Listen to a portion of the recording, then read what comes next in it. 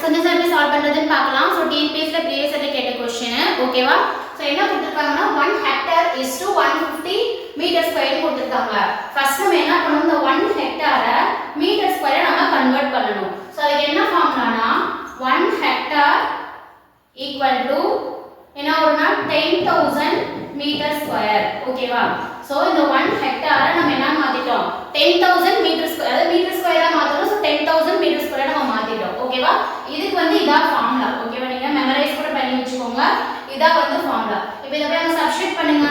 So 10,000 metre square is to 150 metre square. So metre square cancel ஆயிடும். 10 cancel ஆயிடும். So 5 time அடிங்க. 3 5s are 15, 2 5s are 10, 0 0. அப்போ உங்களுக்கு என்ன கிடைக்கும் 200:3. Option A is the right answer. புரிஞ்சா இந்த சம் டவுட்ஸ் இருந்துச்சுன்னா கமெண்ட் பண்ணுங்க. மறக்காம நம்ம சேனலை சப்ஸ்கிரைப் பண்ணிடுங்க. Thank you very much.